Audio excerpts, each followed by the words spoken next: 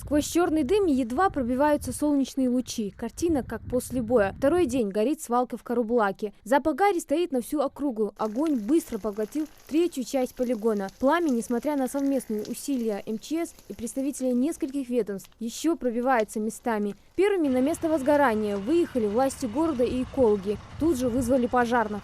Тушение продолжалось до наступления темного времени суток. После наступления темного времени суток, с учетом обеспечения безопасности личного состава, тушение было приостановлено. С наступлением светлого времени суток тушение пожара возобновилось. Помимо сил МЧС также здесь работали силы РСЧС.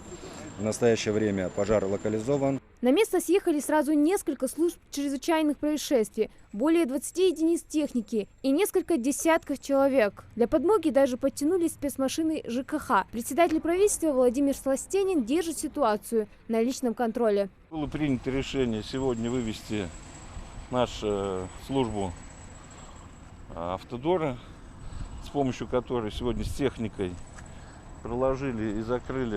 проложили дорогу, чтобы пожарные могли подъехать и затушить очаги пожара, порядка 40 очагов изгорания. Отреагировали все оперативно. Показала слаженность работы всех служб и правительства, и администрации города, и министерства.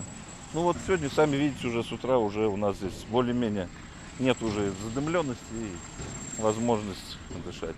Будем следить, контролировать, сейчас выясним причины этого, что за этим кроется, специально ли это подожгли. 4 года назад свалку закрыли, признав несанкционированной. К 2022-му ее должны рекультивировать в рамках нацпроекта «Экология». По округе выставлены пропускные посты со шлагбаумами. Охрана следит за территорией и не допускает никаких машин на полигон. Тем не менее, за неделю закрытая свалка загорается уже во второй раз. Поэтому вопрос с поджогом здесь рассматривают как основную причину возгорания. Это могут быть так же, как черные искатели черного металла.